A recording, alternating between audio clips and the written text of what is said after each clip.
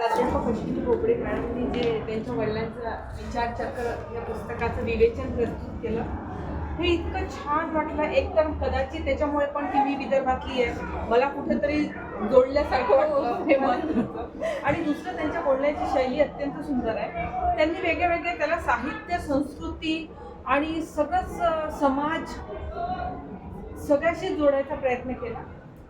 भजनाचे जे प्रकार आहेत त्याचे 3 प्रकार आहे. हे इतक्या वर्षात मला पहिल्यांदाच कळलं की भजन हे इतके प्रकारचे होते. म्हणजे जेव्हा आपण एखादं पुस्तक वाचतो तर आपल्याला जरी वाटत असलं आपण खूप वाचन केलं तरी आपण खरं म्हणजे काहीच वाचलेलं नसतं. म्हणूनच आपल्याला नवीन नवीन गोष्टी माहिती होतात. त्याच्यानंतर लेखकाचे जे सकारात्मकता ही पदोपदी दिसतो, प्रत्येक ठिकाणी दिसते. आणि थोडंसं त्यांचा वेगळा दृष्टिकोन आहे, म्हणजे त्यांचा आधुनिक दृष्टिकोन पण मला दिसतो इथे. तटस्थपणा पण दिसतो. पण तसं पाहिलं तर आपण एखादी गोष्ट फक्त एका दृष्टीनेच बघतो, म्हणजे आपली जी दृष्टी असते ती. पण इथे लेखकांनी वेगळ्या वेगळ्या दृष्टीने बघितलंय. जसं आपण आता म्हणतो, लेखक एका ठिकाणी म्हणतात की न्यूक्लिअर फॅमिलीचं एक वर्णन आहे की आधी जे होते ते कुटुंब एकत्रित पद्धतीचे होते, आता विभक्त कुटुंब आहे. मग विभक्त कुटुंबामध्ये आपण प्रत्येक गोष्टीला आपण असं नकारात्मक बघतो की मुलांची गैरसोय होते. जर समजा गृहिणीला किंवा बरं नसलं तर घर असंच म्हणजे अधांतरी होते किंवा कोणी पाहणारं नसते. पण इथे लेखकांनी एक गोष्ट सांगितली की त्याच्यामध्ये प्रत्येक व्यक्तीला आपली आपल्या जबाबदारीची जाणीव होते. मग ही जबाबदारीची जाणीव होणं पण महत्त्वाचं आहे. जेव्हा आपण मनुष्य म्हणून जन्माला येतो तेव्हा जबाबदारी ही आपल्यामध्ये ओघानेच येते. अजून एक मला विशेष वाटलं की गाडगे बाबांचं पण लेखकांनी वर्णन केलेलं आहे. त्याचं राष्ट्रसंत गाडगे बाबा जे आहेत ते राष्ट्रसंत तुकडोजी महाराज गाडगे बाबा हे जे मोठे राष्ट्रसंत झाले आहेत त्यांच्याप्रमाणे गाडगे बाबा. मग त्यांनी एका ठिकाणी मी वाचलेलं आहे गाडगे बाबांच्या संदर्भात की त्यांच्याजवळ नेहमी मातीचं गाडगं म्हणजे ते नाही का कोरं माठाचं असायचं, ते असं प्लेट सारखं त्याला फुटलेल्या माठाचं एक भाग.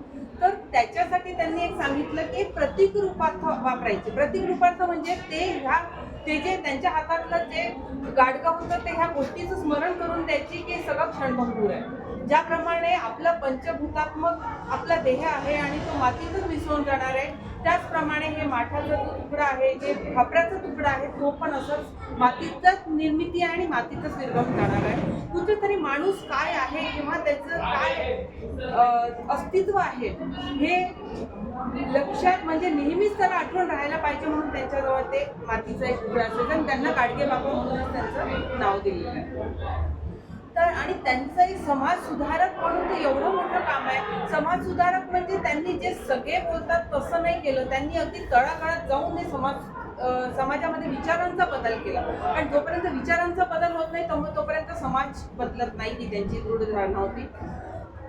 ज्या वेळेला लेखकांनी वेगळ्या वेगळ्या सणांचं विजयादशमीचा उल्लेख केला आहे ना, त्याच्यामध्ये त्याची सांस्कृतिक सामाजिक ती एक जागा म्हणजे सांगितलं आहे, त्याचा संबंध सांगितला आहे, त्याचं महत्त्व सांगितलेलं आहे.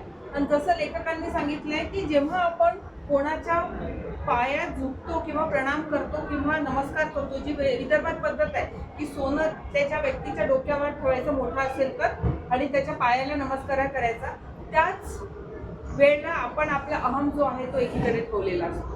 तर हे जितक्या कृती आहे आपल्या भारतीय संस्कृतीमध्ये, त्या सगळ्या कृती कुठे ना कुठे तुम्हाला अहंकार, आपला इगो ज्याला म्हणतो तो सोडायला सांगतात. कारण बाकी जे इम्बॅलन्स होतं किंवा संतुलन बिघडतं ते ह्या गोष्टींमुळेच होते.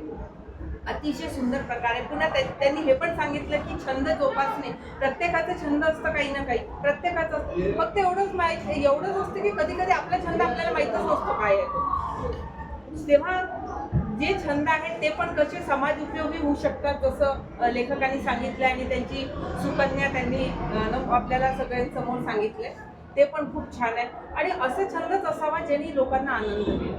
छंद असं आपल्यापुरतं छंद नको, लेखन आहे ते पण आपल्यापुरतं नको. कारण आपल्यापुरतं जेव्हा असतो तेव्हा आपण आत्मकेंद्रित होतो, कसं होतं. पण जो छंद असतो तो असा कसा पाहिजे, दुसऱ्यांमध्ये पर्यंत जायला पाहिजे, जेणेकरून दुसऱ्याला आनंद मिळायला पाहिजे. असं खूप सुंदर आजचं विवेचन झालं मॅडम. आणि आज आम्हाला सगळ्यांना एक छान नवीन पुस्तकांची आणि वेगळ्या वेगळ्या प्रकारे त्याचं आपल्याला माहिती मिळाली, त्याचे कंगोरे वेगळे लक्षात आले. खूप छान. धन्यवाद तुम्हाला. धन्यवाद सर्वांचे.